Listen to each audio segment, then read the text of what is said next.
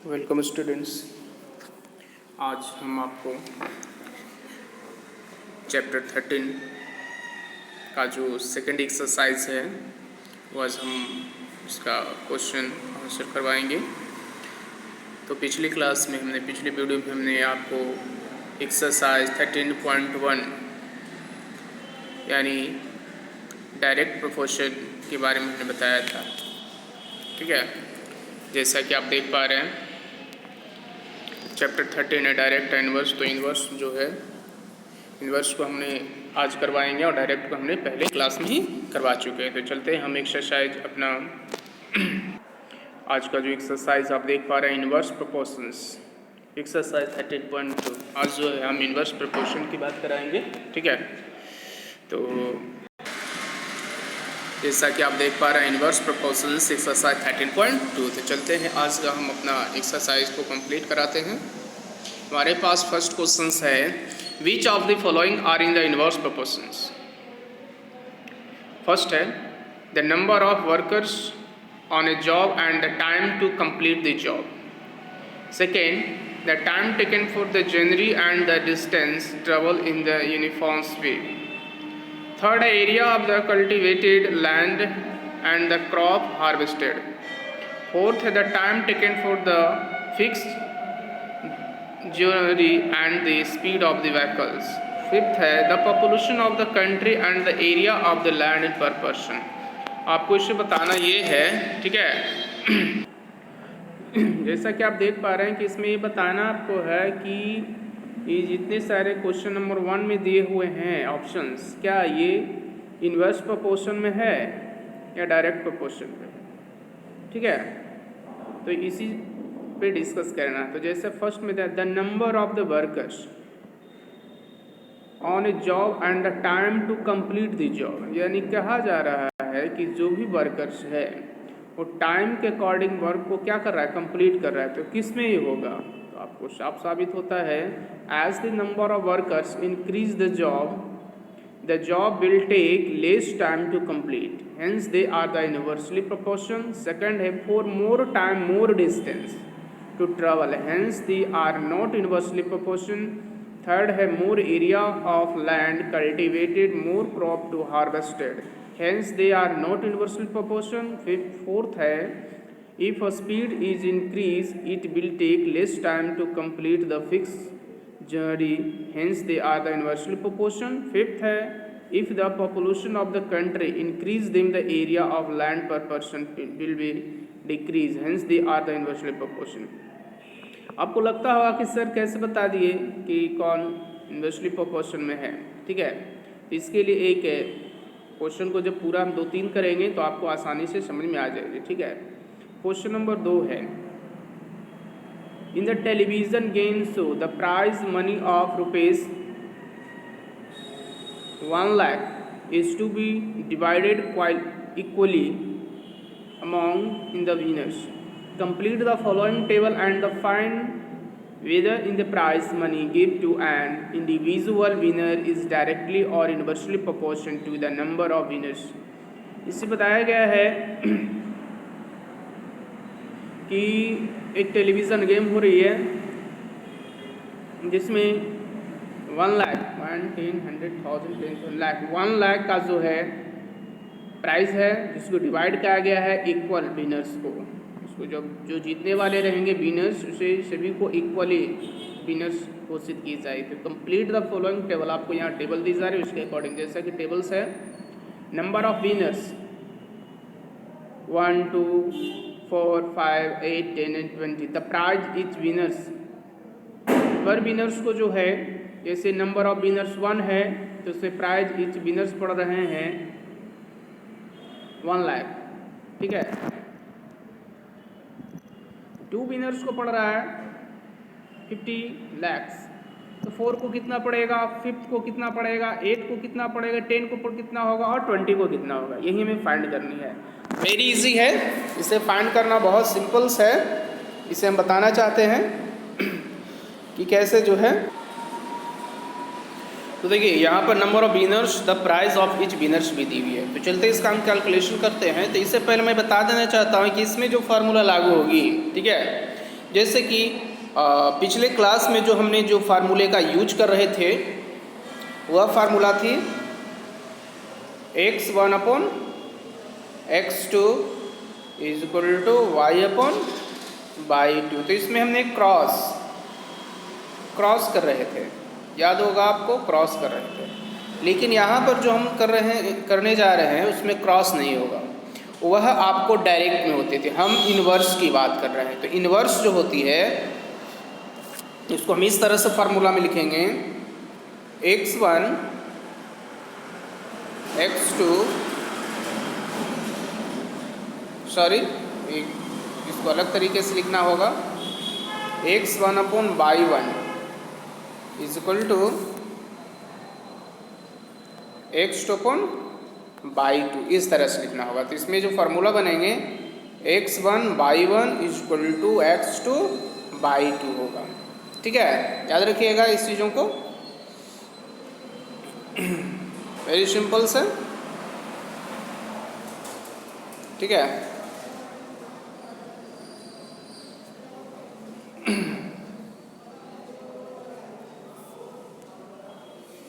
ठीक है, तो चलते हैं अपनी क्वेश्चंस की ओर।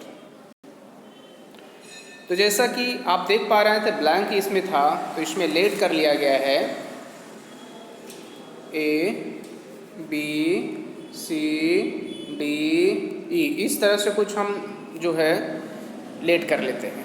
ठीक है, तो हमें आसानी से यहाँ फाइंड हो जाएगी। Let the blank space be denoted by A, B, C, D and E. So be observed that, अब देखो करना क्या है, ऑब्जर्व की बात किया जा रहा है। ठीक है, तो वेरी सिंपल है। इसमें देखिए मानते हैं तो ये क्या है, x1 है, ये क्या है, y1 है, ये क्या है, x2 है, और ये क्या है, y2 है। यही है ना, आप समझ में आ गया होगा। ठीक है, ये 1 x1 है तो 2 क्या है, x2 है। ठीक है, इस तरह से लेट करते हुए जो है हम यहाँ क्वेश्चनों का सॉल्व करेंगे। ठीक है,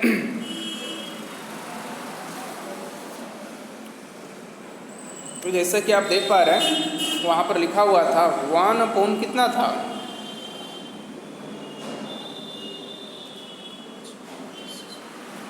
है ना,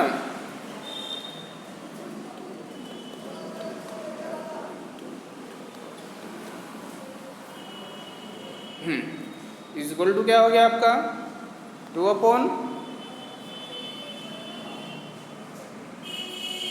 ठीक है। तो हमने क्या बताया था कि अभी फार्मूला जो बनेगी x1 upon y1 is equal to x2 upon y2 के अकॉर्डिंग बन रही है कि नहीं, समझ में आ रही है ना। अब हमें यहाँ क्या कर देनी है, इन्वर्स कर देनी है। क्या कर देनी है, इन्वर्स। तो इन्वर्स में आपको क्या करना है, 1 इंटू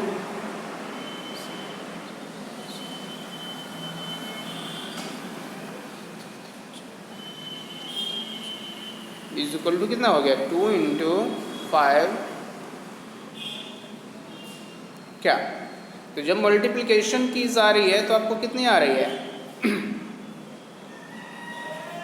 इज इक्वल टू आ रहा है आपका सेम। देखिए सेम आया कि नहीं आया, तो यही तो बतानी थी आपको। ठीक है, so be observe that 1 into 1 lakh is equal to 2 into 50,000। ठीक है, is equal to 1 lakh is equal to 1 lakh. देखो सेम आ गया ना।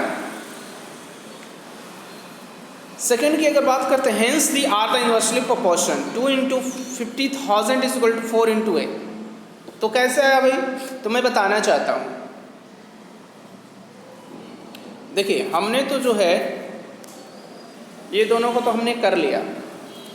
ठीक है, अब हम किसको करने जा रहे हैं, ये दोनों को। तभी तो यहाँ पर क्या था, ए था ना, क्या था, ए था ना, इसी के अकॉर्डिंग तो हम लिखेंगे अब। ठीक है, तो क्या हो जाएगा यहाँ, ये दोनों आपस में क्या हो जाएगा, मल्टीप्लाई हो जाएगा, और ये दोनों भी आपस में क्या हो जाएगा, मल्टीप्लाई हो जाएगा। ठीक है, मल्टीप्लाई दोनों में कर देंगे हम। वही तो यहाँ किया गया है, जैसा कि आप देख पा रहे हैं। ठीक है।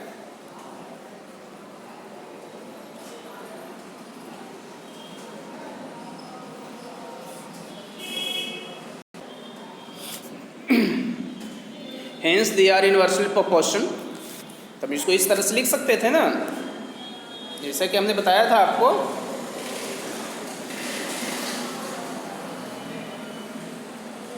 टू अपॉन 50,000, ठीक है, इज इक्वल टू 4 अपॉन ए।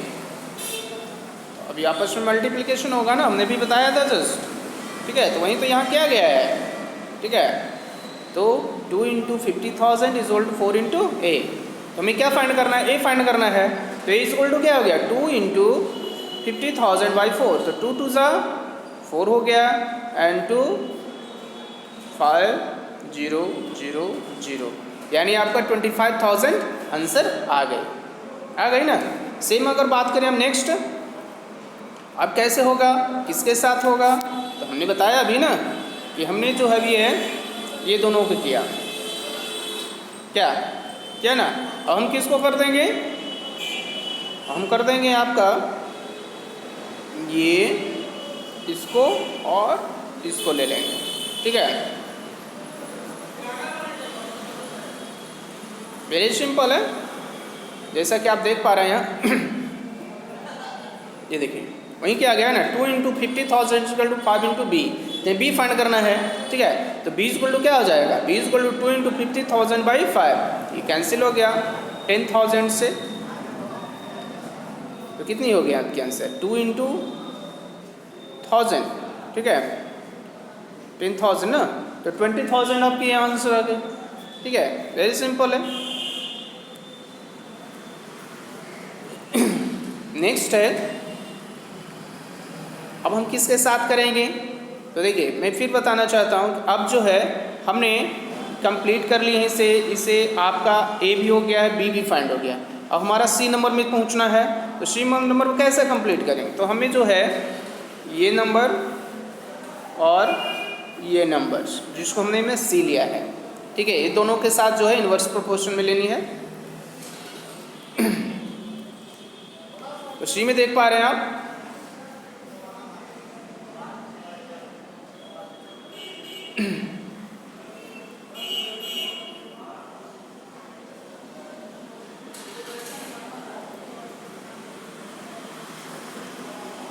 सी में जो था आपका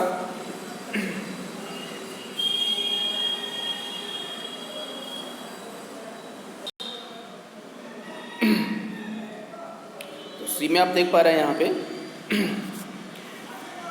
कि 2 into 50,000 is equal to 8 into C. तो हमें सी फाइंड करना है, ठीक है। तो C is equal to 2 into 50,000 by 8, 2 4 ज़ा 8 हो गया, ठीक है। और ये कट गई कितनी से, 12,500 से, ठीक है। तो सी की वैल्यू कितनी आ गई, 12,500। सेम ये प्रोसेस जो है नेक्स्ट करेंगे, आप बुक रखिएगा सामने तो आपको कोई दिक्कत नहीं होगी, ठीक है। उसके बाद जो है 2 into 50,000 is equal to 10 into D, inverse proportion है तो डी में फाइंड करना, D is equal to 2 into 50,000 by 10, 1 0 से 1 0 कैंसिल हो गया, तो कितनी आ गई आपका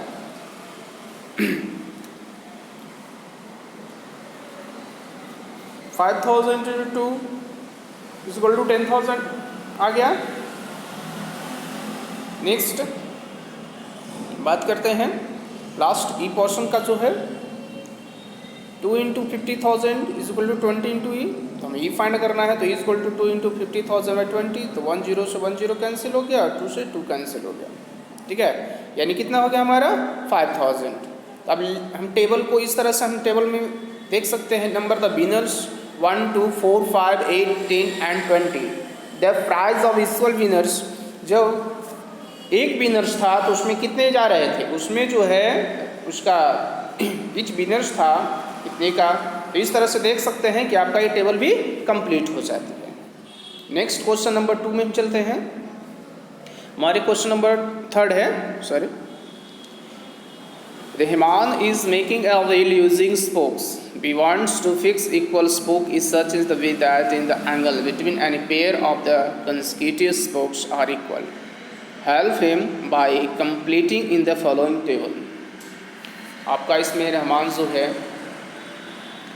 वो स्पोक्स है और सभी स्पोक्स का जो है रहमान ने व्हील यूजिंग किया है स्पोक्स में। तो देखिए ये स्पोक्स है, इसे स्पोक कहा जाता है। देखिए ये स्पोक है, ठीक है, आप देख पा रहे हैं सभी में, ठीक है। Way that the angle between any pair of consecutive spoke of equal. तो चलते हैं हम इसका सोल्यूशन को देख लेते हैं। नंबर ऑफ स्पोक्स, देखिए टेबल बना हुआ है, number of spoke and the angle between a pair of consecutive spokes. जब स्पोक 4 था, जब स्पोक 4 था तो उसमें जो है एंगल जमा रही थी 90 डिग्री का। 6 स्पोक होती है तो उसमें 60 डिग्री। 8 स्पोक में पता नहीं कितनी हो रही है, तो हमने लेट कर लेते हैं। अब देखो कुछ भी लेट कर सकते हैं, ऐसा नहीं कि हम बता रहे हैं ABCD तो आप ABCD ही लिखिए। आप कुछ भी ले करके, मान लिया हमने A ही लिया, A लिया, B लिया या C लिया, या फिर लिख सकते हैं X Y Z, कुछ भी लिख सकते हैं। आप पर डिपेंड करता है कि आप क्या लेकर के इसे सोल्व करना चाहते हैं, ठीक है। तो ऐसा नहीं है कि हम जो लिखे वही होगा, ठीक है। तो हमने बताया था इन्वर्स प्रोपोर्शन में। इन्वर्स प्रोपोर्शन कैसे करनी है? ये क्या है x1 है, तो ये क्या है y1 है, x2 y2, x3 y3, x4 y4, x5 y5, ठीक है। यही आपका कहलाएगा, ठीक है। तो हम पहले ये दोनों में देख लेते हैं।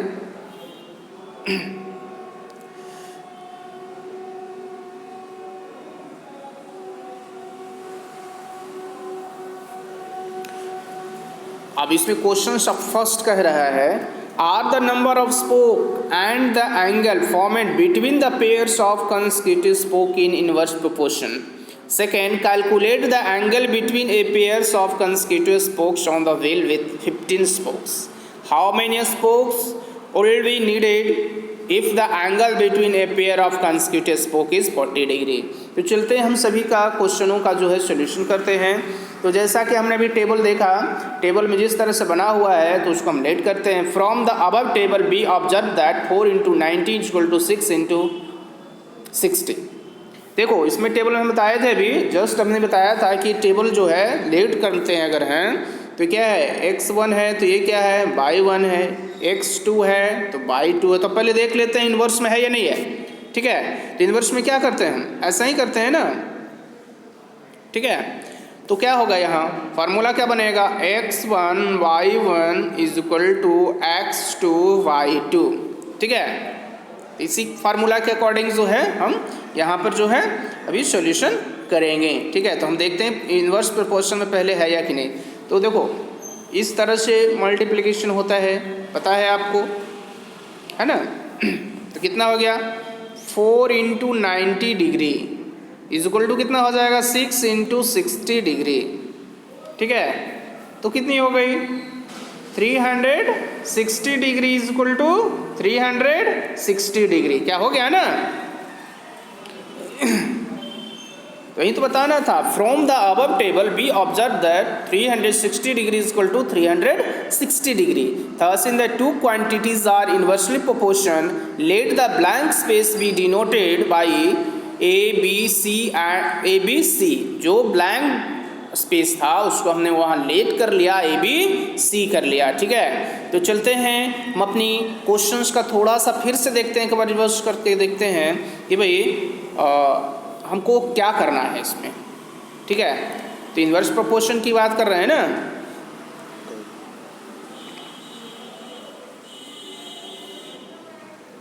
तो देखिए ये लेना है पोर्शंस को और ये पोर्शंस को लेना है, ठीक है। वहीं क्या गया यहाँ भी, तो 4 × 90 डिग्री = 8 × A, हमें A फाइंड करना है। तो A = 4 × 90 डिग्री बाई 8, तो 4 2 8 कैंसिल हो गया, 2 टाइम्स में 2, देखो 45, यानी कितना आ गया 45 डिग्री आ गया फर्स्ट का। सेकंड में क्या थी, सेकंड में थी आपका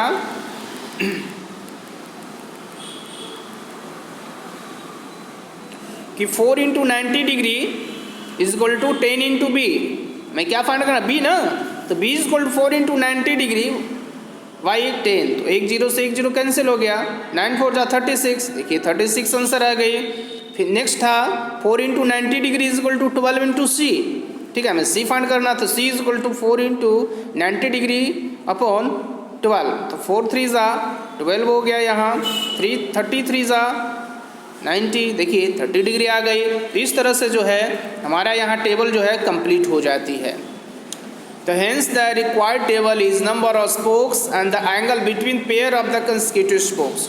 4 में कितना 90 डिग्री, 6 स्पोक्स में 60 डिग्री एंड 8 स्पोक्स में 45 डिग्री एंड 10 स्पोक में 36 डिग्री एंड 12 स्पोक में 30 डिग्री। यहाँ पर एक चीज़ का आपको समझ में अभी आ रही होगी कि इन्वर्स प्रोपोर्शन को कैसे पहचाना जाए, ठीक है। पहचाने का तरीका हम बताते हैं। देखो, नंबर ऑफ स्पोक और एंगल ऑफ कंसेक्यूटिव स्पोक्स, ठीक है। तो देखो, जब स्पोक का नंबर क्या हो रही है, बढ़ रही है, ठीक है, इंक्रीज हो रही है, तो एंगल क्या हो रही है, डिक्रीज हो रही है। आप देख रहे हैं number of spokes is increase तो the angle between the pair of consecutive spokes is decrease, दिख रहा है ना। तो आपको एक इन्वर्स प्रोपोर्शन में एक चीज़ का ध्यान रखना होगा कि अगर एक घटेगा तो दूसरा बढ़ेगा, ठीक है, दूसरा बढ़ेगा तो पहला घटेगा, इस तरह से होती है, ठीक है। तो इस तरह से आपका क्वेश्चन का ये भी सॉल्यूशन कंप्लीट हो गई है।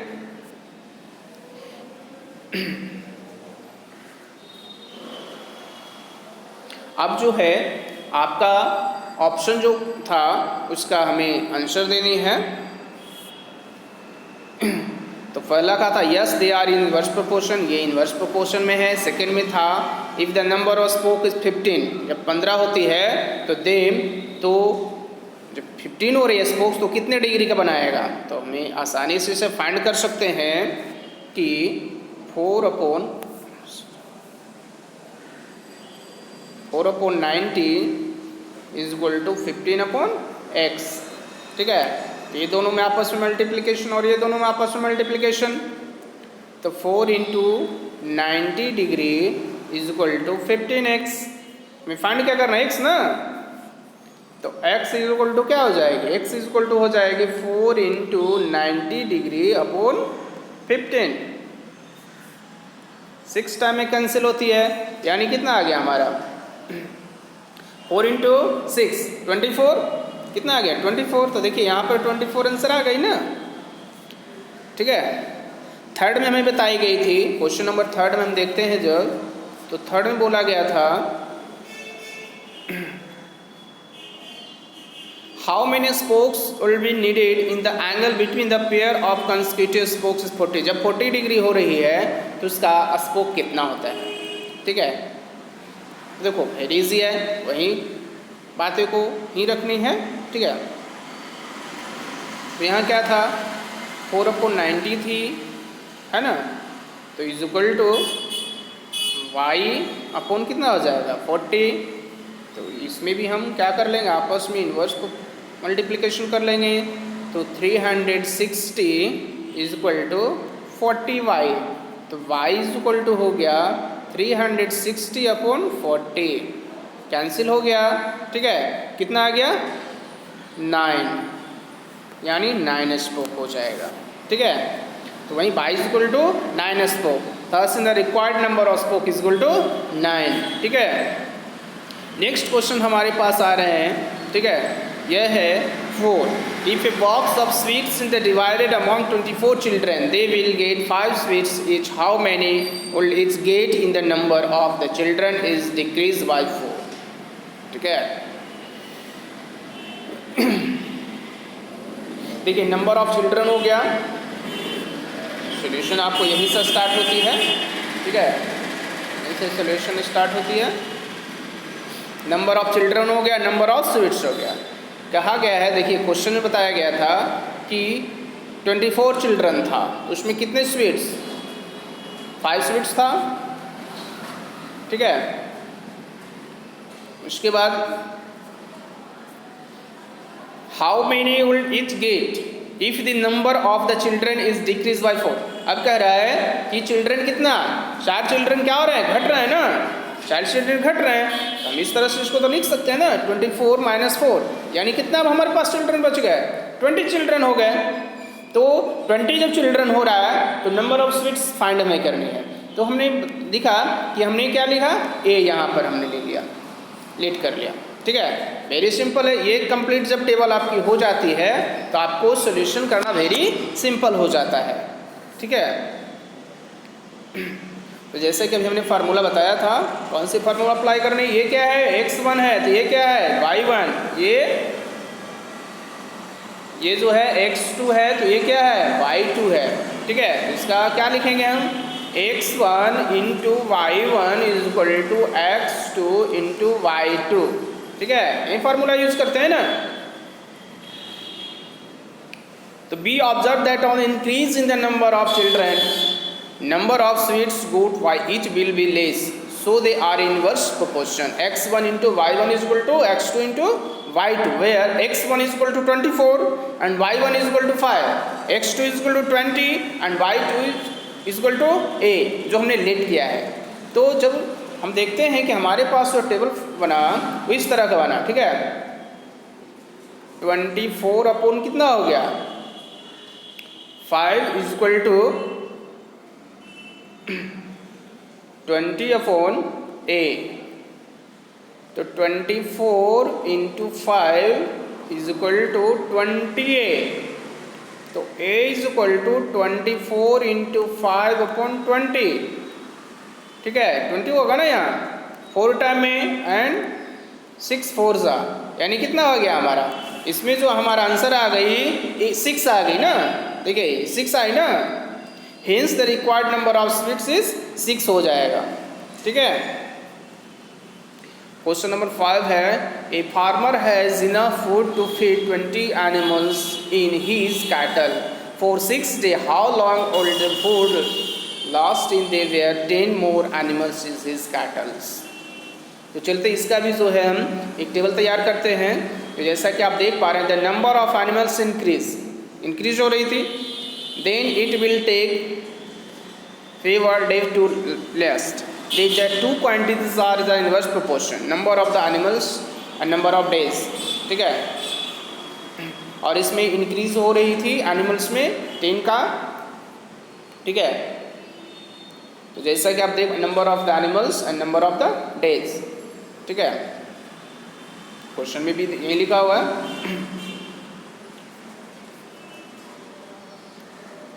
तो यहाँ पर जो है पी लेट कर लिया गया है, let the required number of days be P, x1 y1 = x2 y2, formula of inverse proportion, where x1 = 20 y1 = 6 and x2 = 3, let y2 = p let कर लिया गया, ठीक है। वेरी सिंपल, अभी हमने फार्मूला बताई थी, याद नहीं होगा आपको कि 20 अपॉन क्या हो जाएगा आपका, 6 = 3/p, p फाइंड करना है। तो 20p = क्या हो गया, 6 × 3, ठीक है।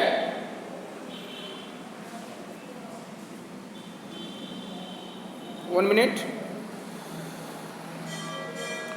where x1 यहाँ होगा, भाई मिसिंग हो गई।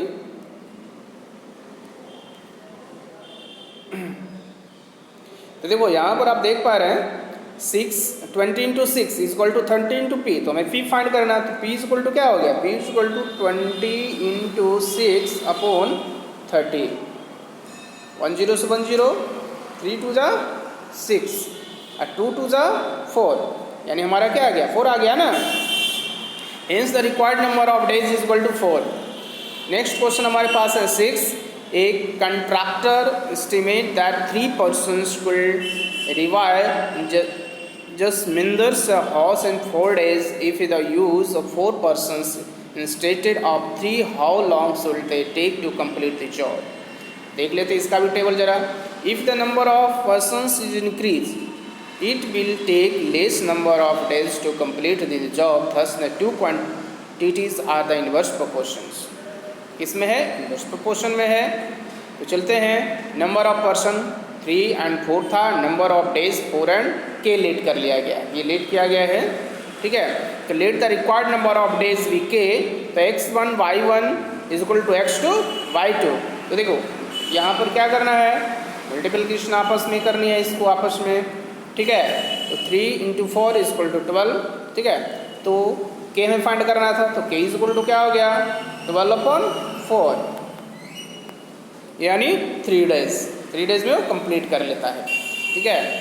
नेक्स्ट क्वेश्चन नंबर हमारे पास है 7, ठीक है। तो आज में जो है जितने भी क्वेश्चंस हैं बाकी आप खुद से सॉल्व कर लेंगे, हम आपको क्वेश्चन दिखा रहे हैं, ठीक है। जैसा लिखा हुआ, ए बैच ऑफ द बोतल was packed in 25 boxes with 12 बोतल in each box. If the same batch in the packet using 20 bottles in each box, how many boxes will be created। तो इस तरह से इसका आंसर देखिए हम दिखाना चाहते हैं। If the number of bottles, तो ये आप देख पा रहे हैं, आप वीडियो को पॉज करके भी या फिर इसका जो है PDF भी हम भेज देंगे आपको, ठीक है। नंबर ऑफ बोतल में 25 हो रही थी, ठीक है। नंबर ऑफ बॉक्सेस 25 बॉक्सेस में कितना बोतल आपका 12, तो x बोतल एक बॉक्सेस में कितने 20। तो इस तरह से हम इसको फाइंड करते हैं, तो हमारे पास जो आ रहे हैं वो 15 आ रहे हैं, ठीक है। एक क्वेश्चन नंबर 8 है,